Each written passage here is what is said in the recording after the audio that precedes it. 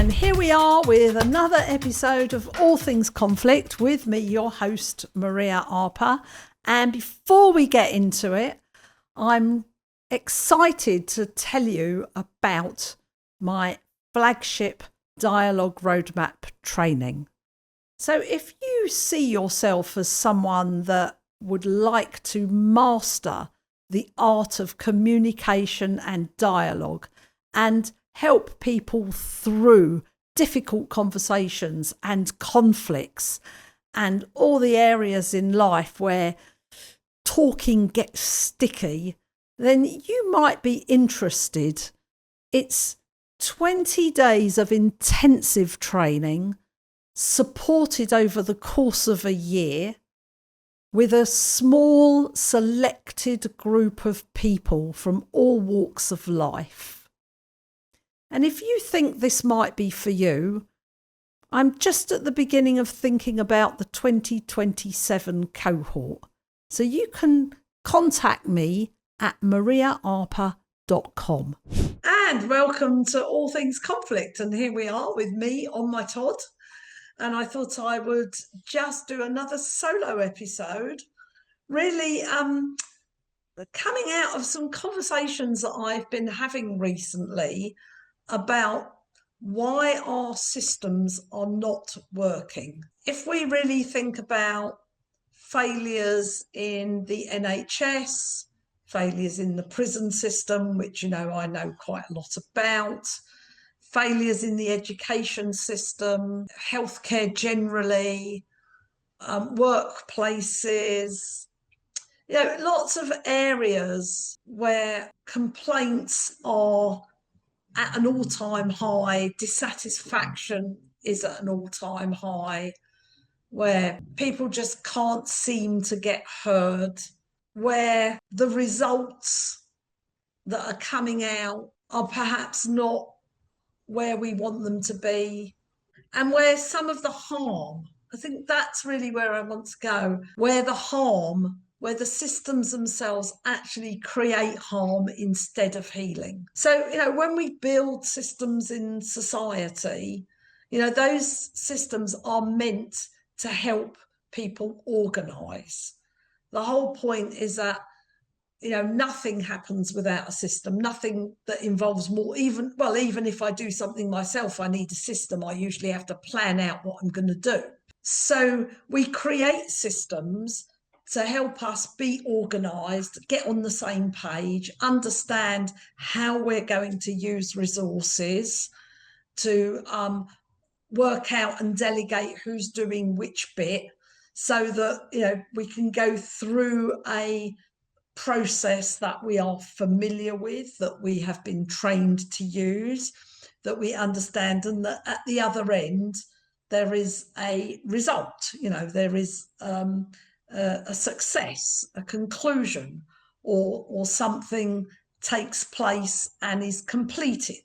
And so those systems are there to serve society. Even in our homes, we have systems. So if we have a family, no matter how haphazard or dreadful it might be, there'll be a system for eating. There'll be a system for keeping the house clean and tidy. There'll be a system for getting the kids to school or sorting their homework out. Those systems become routines. And those things help us, get through life. And the hope is that we engage with those systems, that we understand our roles and responsibilities within those systems, and the people that are working in those systems understand what they're expected to deliver, and that we create some kind of effectiveness, some kind of efficiency, so we can enjoy the rest of our lives. And yet, in many cases, it's just not working as intended. So if I look at, just take a sort of superficial look, when I'm working in the state education system, what I'm hearing is that the job is a nightmare for teachers because they've got lots of angry parents coming to the schools and complaining. Now, I'm not going to say whether those complaints are justified or unjustified. That's a whole other podcast. That's a whole other series, in fact. But, if you're there trying to do a job and you're a front-facing, service-orientated worker, so you're a teacher, you're a nurse, you work in the job centre, you're delivering to patients or service users or clients, and what you're going to meet is hostility day in, day out. People just having a go at you. I mean, it rips all the heart out of the job.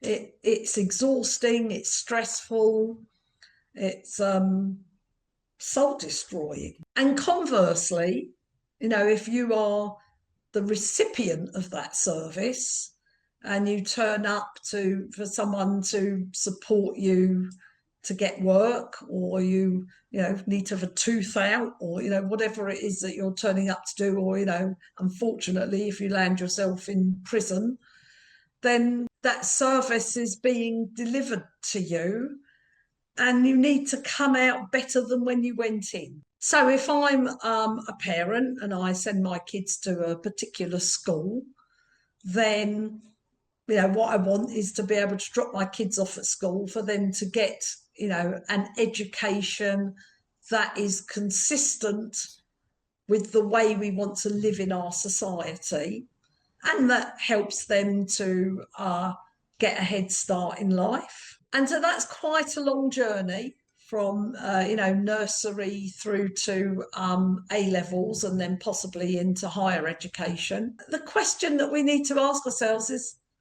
does it need to be miserable? How do we make it joyful? What cost are we prepared to pay to go through these processes and come out the other side?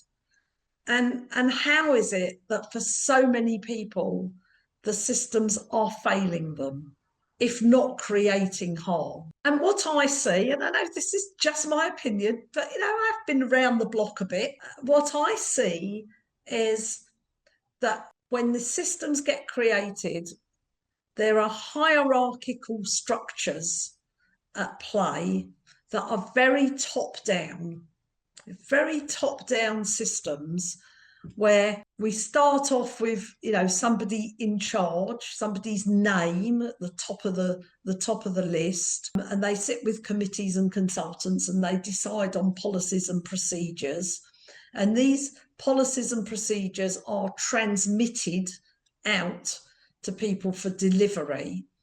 And what I see is that actually by the time those things have cascaded from what may have been incredibly well-intentioned, well thought out, lots of reasons behind why they've come the way they are. But when I see where it starts and what actually gets translated, cascaded down and transmitted at the ground floor level, I could drive a bus I could drive an articulated lorry through the gap between what was intended and what actually comes out the other end. And I wonder why that is.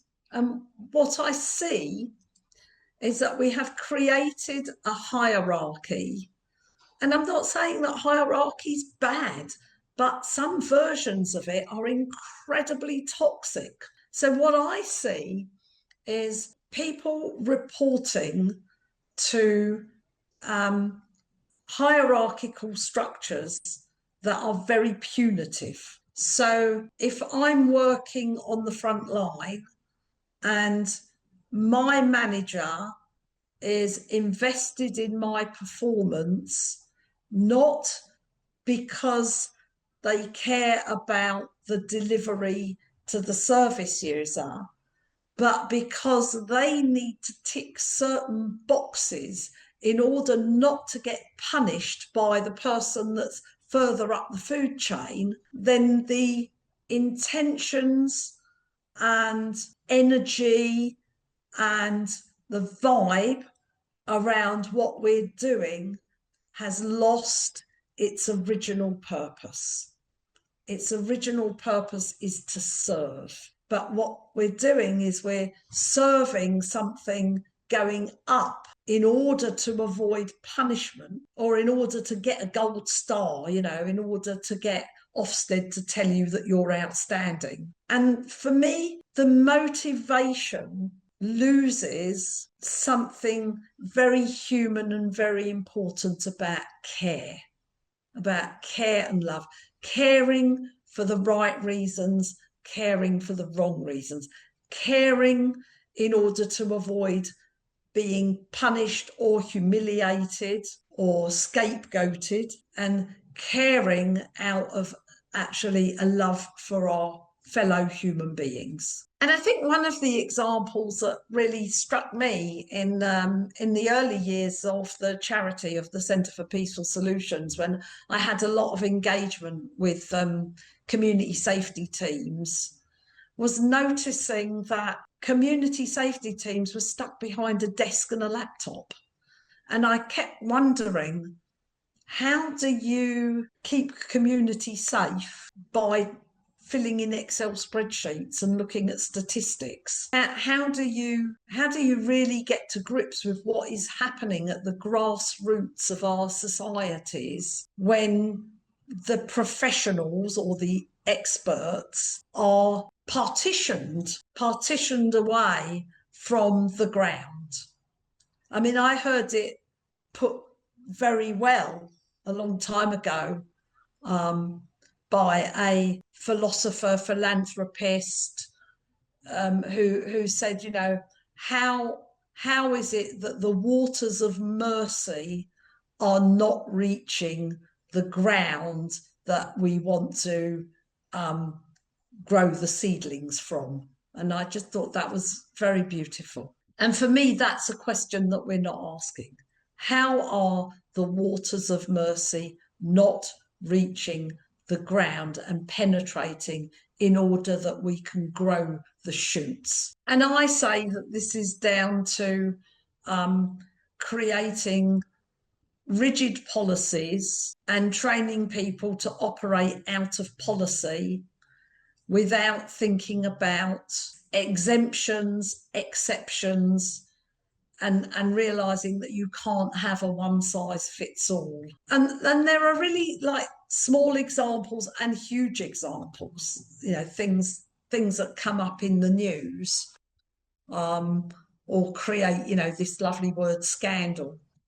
And if I look at, for example, the sub postmasters, and what happened there was, somebody created a very dark policy of how they were going to tackle and handle these complaints from sub postmasters that was incredibly divisive, and stick with that, and no matter the harm.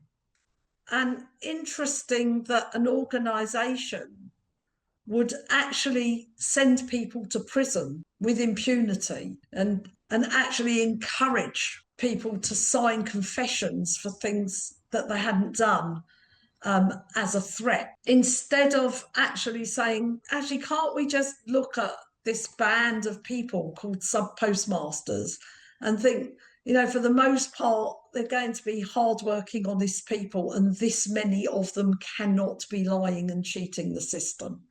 Who steps out of that and says, okay, I know we have a policy, and then we have our humanity. If we look at, Windrush, again, very dark policy. How do we not say, yeah, because in the 1950s and 60s, everything was done by paper, and it was quite clear that lots of things, paperwork didn't get stamped, and people might not have, because they just came and trusted. They trusted a system that they were invited to come and participate in this society.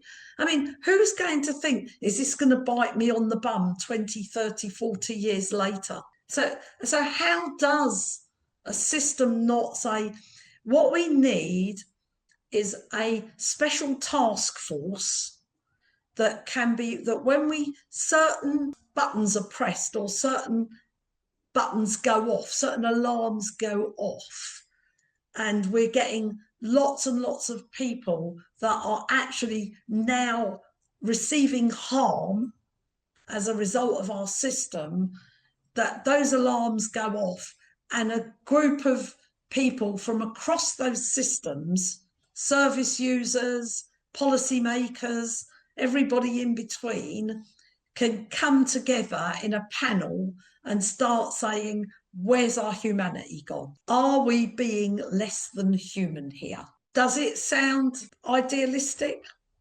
Maybe. But I would like to put forward that I have enough experience of actually having delivered this kind of way of doing things on a small scale, but, you know, say in a prison or in a school or in a neighbourhood, or even, you know, within our own charity shop business that we're running, where we actually have enough presence to be able to say, actually, let's sit down and look at this. Let's take a look. I know there is a daily running. I know there is a way that we want to do things. I know that we can never allow one person or one small group of people to put a spanner in the works and grind the whole thing to a halt. You know, no, I get that, because of that would just create harm for everybody.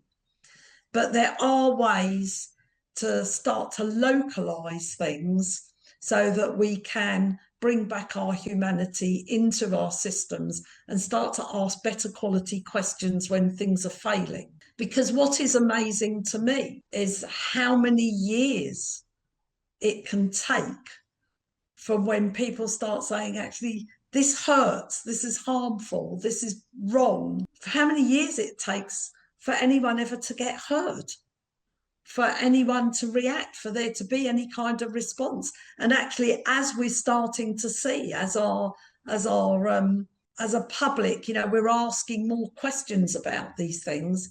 And when the media finally get activated and start to put these news things out, we start to see the length of time it takes to get through the initial kind of cover-ups, the initial kind of diversions and deflections to steer people away from looking at what's really going wrong. And this is, for me, where the dialogue roadmap plays a really big part in helping us to become more attuned and more sensitive to the pain points and the pressure points that we're seeing, the alarms that are going off, and then helping us have meaningful and purposeful conversations that are effective and get to the point, so that we can identify quickly, you know, what is just noise and hot air. Because look, you know, when you run these systems, there are going to be people that are just dissatisfied, and there are going to be people who it doesn't really matter what you give them, they're not going to be satisfied. But even in that case, there needs to be some empathic understanding, because usually it's a resource issue. And sometimes we just need to be honest about what we can resource and what we can't resource, and help people to come to terms with and accept and live with that when you run systems this large, mistakes are going to be made. We're not going to hit it right, you know, every time. And there are going to be failures in the system, and people will accept that.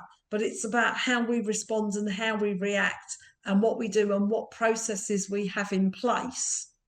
And so I'm often called in to deal with these kinds of issues. You know, I'm doing some work in the NHS, for example. I've worked in prisons, I've worked in schools, I work in neighbourhoods. And I'm asked to come in and look at a situation where things have, you know, where things have been less than perfect or created harm, or, you know, people just haven't been looked after within those settings. And it amazes me that I'm constantly having to redesign the process, because surely by now we can have empathic, localized procedures that involve dialogue, that involve the dialogue roadmap for helping us while someone else is dealing with the business failure to deal with the harm and how it's affected our humanity so that we can come out of it with resolution and healing and actually having learned something about ourselves, about everybody around us, and about how we might improve those systems. So I hope this has just been a little insight into some of the ways in which I use the dialogue roadmap to help people get back on course. And then, of course, we could also, in another time, I can talk about actually how we can design some of that stuff out in the first place. I hope you've enjoyed listening to this episode of All Things Conflict. And thank you. Your comments and your subscriptions, very welcome.